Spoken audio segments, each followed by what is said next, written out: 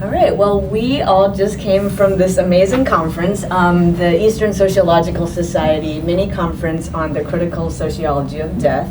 And I'm really excited to have this chance to share a little bit with the Berkley Center audience. So maybe we can get started first actually by talking a little bit about how you got to this point in your work. And sort of what brought you to this kind of research. Would you like to get started? I would be happy to. So I actually came to the study of death and dying about 7 or 8 years ago. I had started my career as a sociologist of family, so this wasn't my area of expertise to start in my training.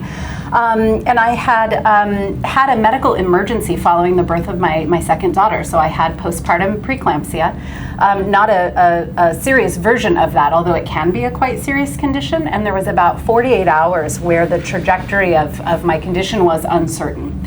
And I had worked with a couple of birth doulas during that period who really helped buoy me through that emergency, which was quite difficult. And at the time I had just finished publishing my first book, was looking for a new project, and I had opened up the New York Times just 2 weeks later, and they had run a story on end-of-life doulas, and just a number of my interests sort of came together in that moment, and I decided I would study this emerging occupation, end-of-life doulas, who are sort of non-medical professionals who help people navigate dying and help their families as well.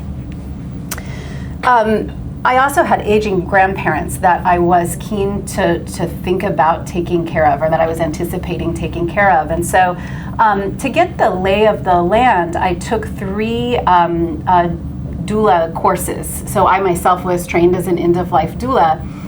And I had a number of ideas about what I would study in that context, but the minute I sort of started the research, one of the things that stood out to me so strongly was that almost all of the people that were doing the doula training, both taking it and teaching it, were people like myself, so predominantly white, middle-aged, educated women.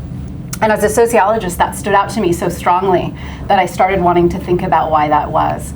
And historically, of course, that has been true as well. So most of the leaders of what we call the death positive movement, which gave rise to hospice in the 1960s, were also white women. And so that is sort of what brought me to thinking about death and dying from a lens that really highlights inequalities, racial differences, and in my case, my focus has been on the study of white femininity as it relates to the death positive movement. How about you, Frida? Sure. Well, I think there are 2 points of entry for me. The first is for my first book project, I had spent some time at 2 high schools in Philadelphia, spending time with young black men who were in these very unique schools in that they were separated from girls. And I was interested in this topic because I'd been a public school teacher in Philadelphia after college, and was struck during that time by conversations regarding violence and death in the lives of black boys. And when I returned to do this research, I was really intent on trying to understand how black boys, a population who in many ways are, not afforded the right to be able to grieve and show vulnerability, quite the opposite with, brothers and fictive kin and good friends were very much displaying deep emotions, vulnerability, sensitivity, were intimate with one another. But, in many ways were very close to death because they had lost brothers and fathers to violence, and especially gun violence. And in that book, I very much wanted to make sure that I was able to spotlight their stories. More recently, I've been interested in thinking about the topic of death and grief with respect to my own biography as a child of Cambodian refugees and immigrants. And I've been working, kind of chipping away at this memoir where I've been thinking about what it means to be a child of immigrants with aging parents who are now older and are not in good health, and very much just trying to be present with them and to think about what it means to be a child, and why the experience of, I think, refugee families aren't ones that are necessarily shared, and so those are my 2 points of entry. Yeah. Okay. How about you, Deborah? I came to this work through my work as a birth doula in Texas, and I was simultaneously a hospice volunteer, and I was very interested in the rhetoric, the way people were talking about the experiences at the end of life and experiences at the beginning of life. And so when I went to graduate school in the history of science and medicine, I kind of brought that interest in alternative approaches to death care and birth care. And I kind of ended up more on the end of life and death care side of things. But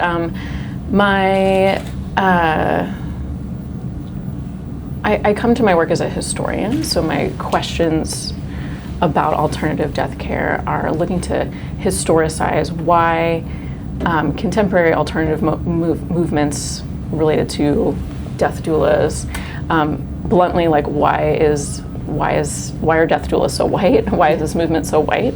And I was really interested in looking at the historical, just the history of that. So my work ended up exploring that in my doctoral work, and I've ended up exploring hospice movements, and then also led me to look at Black funeral directors and their activism that I kind of locate as a different kind of death care activism. So it kind of this starting point in alternative death work today kind of led me back to different kinds of activism related to death and dying in an earlier period. And you, Jyoti? So, my interest in this area, I would trace back to a photograph that I saw many years ago. A friend of mine shared it with me, pulled it up on a laptop, and I just remember being transfixed with that photograph. Black and white image of a cremation that is taking place in British Columbia in 1907. And to me, I was just, I didn't know the backstory of the photograph at the time, but just looking at that image made such an impact on me, because I think about the ways as immigrants we come to make lives, and you're interested in certainly livelihood, but establishing a life, and the issue of death had never really crossed my mind. And that part of this process of immigration is also to have to contend with death and the possibility of death. And if you're in one place long enough, the chances are that you also are going to end your life there. And so it made me raise all kinds of questions about time, but also about place, right? And the relationship between death and place.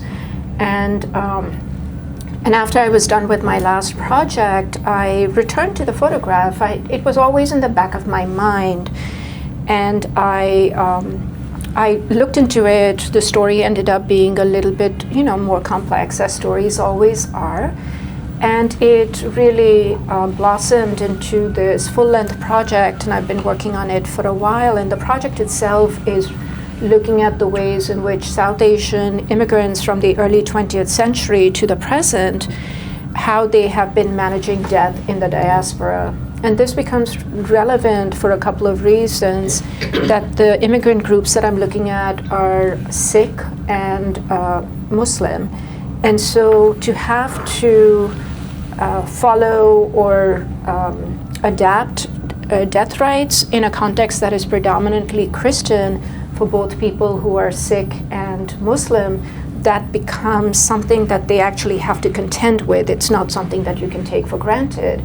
And very quickly I learned that historically for Sikhs who were practicing cremation at a time when the cremation movement, the modern cremation movement in the United States and Canada had still to take off, it was just barely gaining traction. So they were at the front of that, at the forefront of performing cremations at the time. and that it was conditional for them. They couldn't actually take for granted that they would be able to observe their rights. And today, in just the last, especially since 2001, September 11th, Muslim communities cannot take for granted that they can establish Islamic cemeteries. And there are tens and tens of cases in which this is fought. And so, that project has taken a shape of its own, and it's about death and immigration and religion and race and questions of belonging. Cami? Yeah, my entry point was during my doctoral program. So went to school in Morgan in Baltimore, and there was a historic black cemetery that dates back to the early 19th century. Well, they thought the end of the 19th century, but my research discovered that, and they were looking to preserve and restore it, and they wanted a graduate student because we're cheap labor. And it was something that I never saw myself doing. I never saw myself doing death work. But once I got into the archive, as Deborah was talking about, as a historian, looking at those records, I began to see that the cemetery, the cemetery can historicize this early black experience in a way that other records dehumanize us, right? So you're talking about before slavery ends in 1865, you've got to go through these plantation records where we're, commodified as dollars and cents or pounds during that time period. And it just gave me a foray into humanity. So with historical black cemeteries being my entryway, I was looking at land and deathscapes in a way to understand that experience. I learned quickly that my research using death as a lens to understand freedom was also a lens to understand social justice.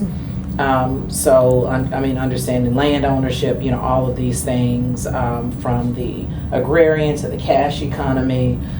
So my research also goes into Reconstruction era undertakers, really trying to understand the entrepreneurship, trying to understand the domestication of, and also how women fought back against these ideas of femininity, being funeral directors in those homes, and just what did that space mean, the civic duty around it, what does it mean to be a citizen, how does the funeral home help these black folks, enforce their right to be citizens and citizenry. A lot of that was going on during this early 20th century period that I was studying. Also how the right, like RIGHTS, burial rights, to be buried where you wanted to be buried and not Jim Crowed. So, really researching that. That's not just in the South. That's in places like Iowa and Portland. And then also understanding grief material culture, right? What does it mean to have an object stand in for what, Candy Can calls bodiless memorials. So my research has really taken, different places. So from what you all shared just now, I kind of see two themes. One, some of us had sort of a personal sort of story to kind of get into this research. Some of us are really interested in sort of justice, or inequalities. So for me, I guess I had a personal story. My mother passed away in more than 10 years ago, and at that time I started getting interested. Actually, I had anticipatory grief, which we talked about at the conference today, because she had been diagnosed with cancer, and then so I already started grieving when she was still alive, and I was grieving for 10 years, and then she passed away.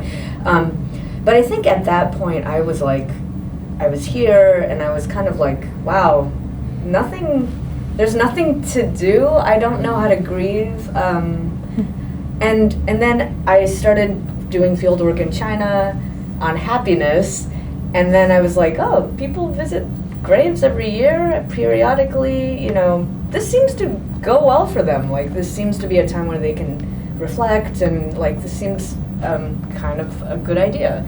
So I thought of it as almost a thing that's good for wellness. So I guess if I had like one thing I wanted to tell either my friends, I guess my friends and family, like coming out of this research, I think I would say to embrace rituals or traditions if you have them, you know, and to kind of do things to confront or like come face to face, like go to the cemetery if that's part of your tradition. Do things to because those are good times to process. So that's what I would say. But if you all have something, or do any of you guys have something you would say to friends or family that would come out of your research, and then we'll do like, if there's, you know, sort of justice issues or inequality issues, then we'll do those. Maybe those would be like addressing policymakers or, you know, So for me, those two questions actually aren't separate. So when I think about advising friends or family, I think, you know, if you're talking about people who are ill or dying, they're going to be navigating a medical system that is broken, in my view. But I think that's actually a pretty shared and well understood view. And so as I would think about what I could offer them from my own research, it would be, on the one hand, yes, the immediate question of how to navigate systems is important, and that's where somebody like an end-of-life doula, if you are fortunate enough to be able to afford such care, right, is a wonderful idea. However, I think what I would want to convey from my research and really underscore is that the problem of how to navigate a broken system cannot be solved sort of by individuals, all right, learning how to better navigate it. That doesn't address the problem, right? But any meaningful change has to be systemic. And so I think that would be what I would underscore, and not just for friends and family members, but also for my end-of-life doula colleagues, right? The work that they're doing is so important. And at the same time, I think that there's an overarching sense, particularly in the United States, that we can solve it with one more service or a self-help kind of orientation. And in the death positive movement, which had given rise to hospice, that has been part of its short-sightedness, is thinking that if we can just face death, get our heads around death, know better how to navigate systems related to dying, that we can somehow address the problems of dying. And I think I would want to shift people's attentions to institutional change rather than thinking about it personally.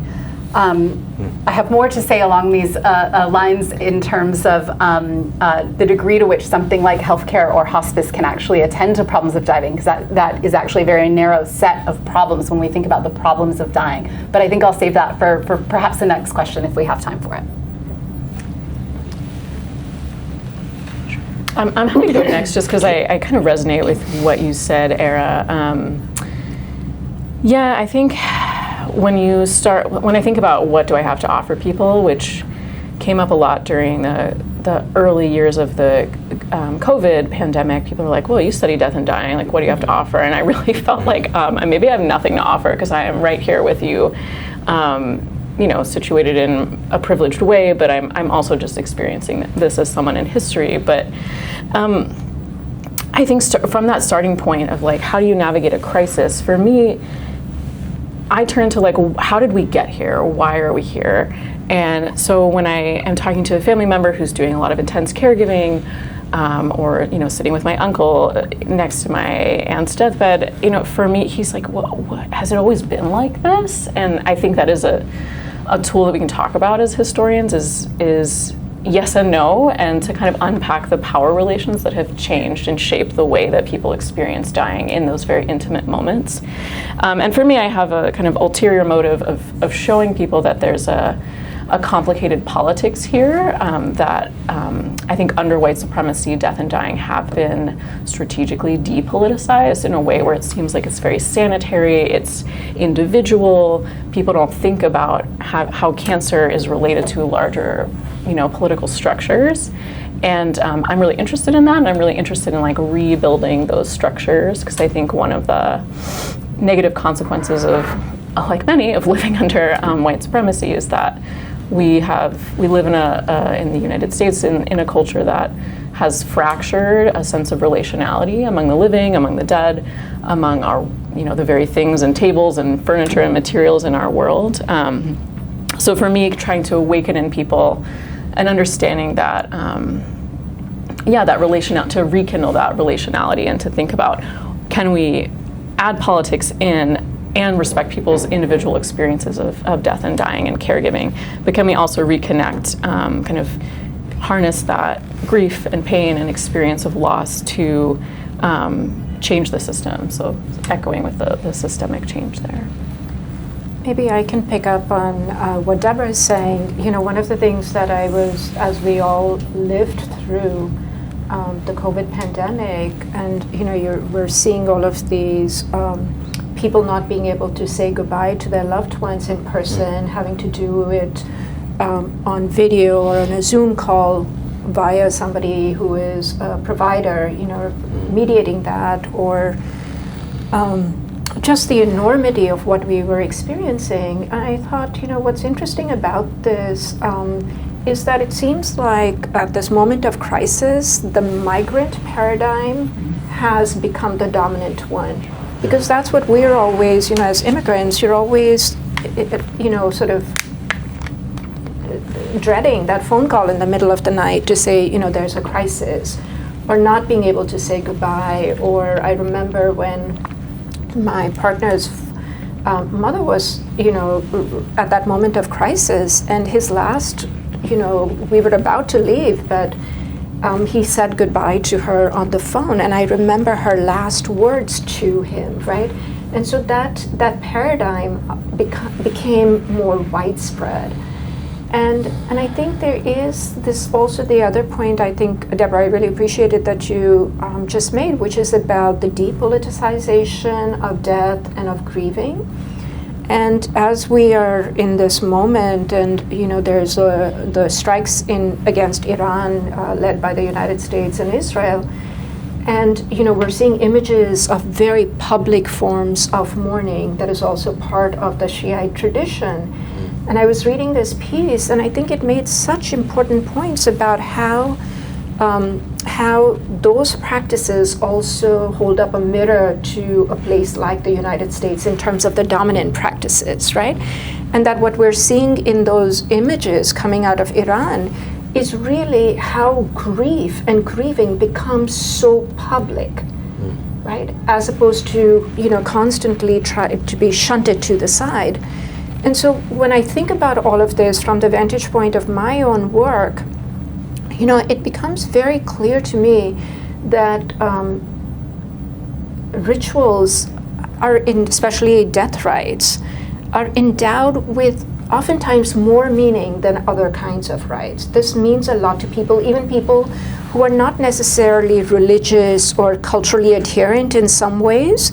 In the moment, when their loved ones pass or when they're leaving their wills, they want the rites followed as closely as possible, so that this means a lot to people. And that, these rites shouldn't be conditional because of questions of race or religious difference. And in fact, the death rites are the places where some of the earliest forms of communities among migrant groups happened. Because in order to funeralize somebody, you need the presence, and particularly in religions like Sikhism, or what is also called Sikhi or Islam, that funeralizing is considered a collective responsibility, right? It's the responsibility of the community and not just the immediate family.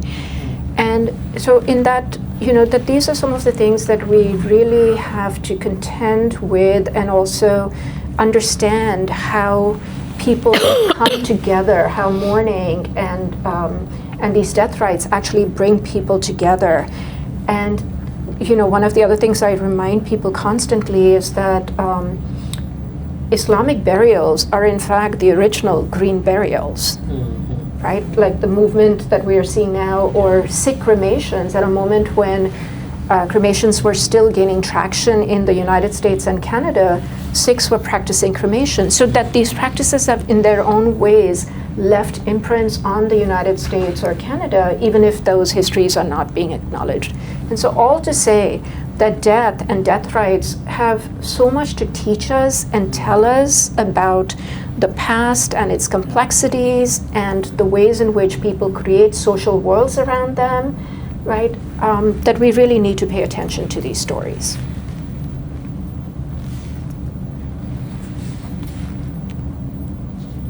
Sure, I can go. We're here sitting and having a conversation talking about death and grief, and I suppose what I would encourage us all to think more about is the relationship between language, literacy, and death. I can talk about this personally, and then I can circle out and give a more aerial view of how I'm thinking about this. So in what I've been trying to do in some of my own writing is following Cambodian scholars and writers like Catharia and Idong Trong, is to think about how a quite common immigrant experience, especially for second-generation immigrant children, is a loss in language, a capacity to be able to talk with parents and loved ones about grief, family trauma, and also the associated loss in fluency. But it's also, I think, very much a macro level concern. There are 7,000 spoken and sign languages in the world, but more than half of them are endangered. And it's not at all surprised that the ethnic languages that are most endangered are at sites that have featured colonial and settler colonial violence, indigenous languages, and I think it's one way that the continuing sort of injury of colonial violence plays out, and not only just the capacity to speak, but we have a lot of languages that are quite literally dying out. So those are two things I'd share. I've been sitting here really pondering the question of what I want my family and friends to know. My entire essay on the RIP t-shirts that we decided to don was about me engaging with my family. And I know my family, and those of us in the collective Black community, we think about death a lot. It's very present in what it means to be Black in the U.S., this perpetual mourning. I think I would direct my comments outward. I don't think I would really direct them inward. Even thinking about your comments, Jyoti, is, invisibility of mourning comes to mind. You still see this in the Black community. We're fighting to be visible as mourners. The RIP t-shirt seeks to do that, but it gets inverted in a subculture type of othering and understanding. The type of unnatural death that happens so often with Black folk, if we're talking about youth in urban areas and gun violence, that again gets inverted to cultural racism. There's no systemic understanding of, there is a normalization that this type of death happens to young Black people, right? So it's like, I'd rather have, I think my comments would just be outward along those lines of trying to, understand that this is unnatural death. So then having a conversation about, even hospice care or hospital care or advanced care directives, it's kind of out of rhythm if folks aren't dying a good death. Yeah. Well, I think actually you kind of answered the next question a little bit, but maybe one more question for us is, why is it important to do a critical sociology or history of death? I think you kind of started talking about why it's important, but maybe we can, if you have any comments on that, or anyone else, we can end on that.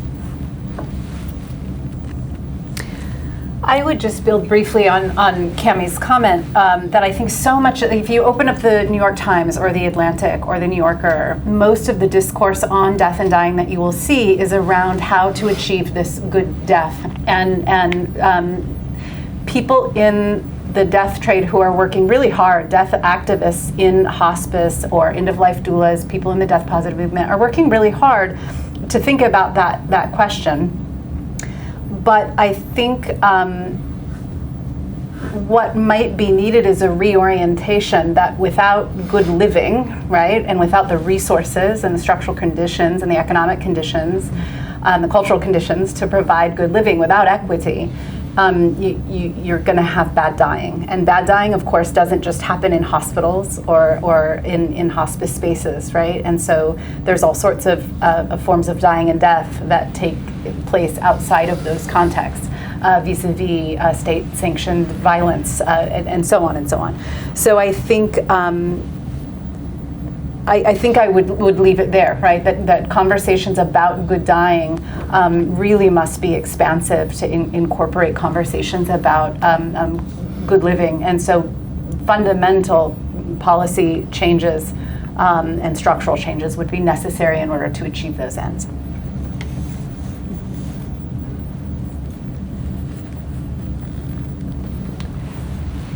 You know, I think one can engage that question of why a critical sociology or history of death is necessary, I think in a couple ways. One is very much, I think, along the lines what Era is asking us to think about in terms of how questions of grief are broadly understood. And I think one of the persistent misconceptions in the United States is that grief is something that is privatized and mourning is something that is public. And I think that, or that somehow grief is a social taboo in this culture. And I think that is a very, I think what it does is it obscures more than it actually reveals to us. And in a sense, you know, it sparks all of this. It has inspired this idea that somehow grief is a social taboo, has inspired all of this material around death cafes, or, you know, the death positivity movement that Air was talking about.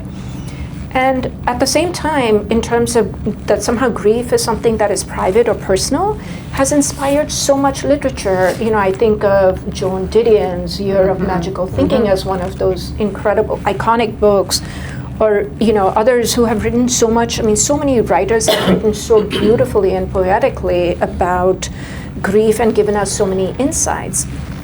But I think where this kind of these assumptions fall short is the fact that, and I go back to what Cammie was saying, that this idea that it's social taboo or that it is private is only, it's a privilege that only some people have, right? That if your mourning rites are contingent, if your death rites are contingent, it's not a taboo for you. There's a lot of discussion in mosques and gurdwaras, which are Sikh places of worship. There's a lot of attention given to death and how to manage it, right? Or I think of Claudia Rankine's very well-known words that the condition of Black life is a condition of mourning, right? Like mourning is not something that we just do, but that it becomes, unfortunately, and for structural reasons, it becomes a condition of people's lives. So I think a critical sociology or a critical history of death has to contend with these questions, with questions of inequality, of the Eurocentrism that is at the heart of disciplines like sociology, right? Where, it's the question of this is how, if you look at sociology textbooks, this is how we do death. They do that way. The problem with that is that it becomes a kind of a survey which leaves intact who the we is, right? It's not asking about the norm, on who basis of whose experiences do we say this is the American way of death, right? So there are a lot of slippages, I think, both in terms of our discipline as well as a kind of, general common sense, I would say, about death and grieving, that a critical sociology, critical history of death really is necessary to press against all of that. I thought that was so well said. Does anyone have any last comments on the importance of this critical sociology of death? Otherwise, I feel like that was pretty good. If we have the time, I want to raise something, Becky, that you had actually talked about, and that was, why is it necessary to do this critical sociology or critical history of death collectively? Okay, yeah. So why is it? I think this is so, goes to the heart of my project, but it sort of so goes to the heart of me in many ways. And my interest in this question in my own study, and I keep thinking of it as a labor of love in many ways. And I think it is necessary because it is a form of mourning that we are undertaking collectively. And it's the kind of mourning that has to be collective. It's not, or grieving that has to be collective. And that, that as we have these kinds of conversations, it's certainly about what is missing, what needs to be corrected, what stories need to be told. But that if we're going to do that, then we have to tell those stories together, right? It is a form of mourning. It's a form of mourning that is about correcting the past, but also imagining what needs to be different in the future, what needs to be different in the present, and I think it really is about that collective form of storytelling. I think too, this collective and thinking about the broader collective of scholars that I draw on in my teaching, I've learned so much from each of you, and I think when I'm in the classroom, so I teach a large lecture course on death and dying and the history of death and dying, and I've assigned your pieces, have had you as guest lecturers, but I'm surprised every day by what students are surprised by, and it just reminds me how important it is to draw forward the legacy of colonization, the legacy of slavery to the present, so people can see this isn't a past that ended and got better. This is a past that informs every day. So reading about, there's so many things I could use as an example, but thinking about the cadaver trade, the trade of African American bodies for use in medical school anatomy classes. People are like, oh well, that ended in whatever year, really into the 1920s. But they don't see that it still exists today when we think about tissue, the circulation of tissue harvesting from indigent individuals, facilitated by funeral directors who are trying to make a buck off of poor, often people of color. And so I think helping them see the connections, I've been able to do that better because I'm working with people who are holding me accountable to thinking critically about the past. And we're able to use, apply the scholarship that you're using in the classroom for my students to, I hope they take that with them out into the world. Deborah, you're making me think about, I feel like it's the room is correct, that frame, this universality of death. Death is the great equalizer. I feel like that's that critical, what are we saying, that critical interpretation or interrogation that we're all doing as scholars. Because if you come into it with that frame of the universality of death, or death is the great equalizer, then you're going to miss all the social, all of that stuff that we're talking about.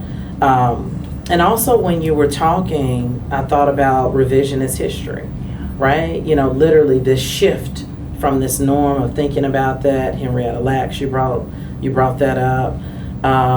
Yeah, you know, Dana Ramey Berry, her book, The Price for Their Pound of Flesh. So pulling that through and getting them to see that this is still that historical tie to the present, right? That critical insurgency that we're after. But I really do think it's that frame, because we still say death is the great equalizer. Everybody dies, you can't take it with you. But I always retort back Maurice Jackson's, we may all die, but we all do not die alike. Yeah.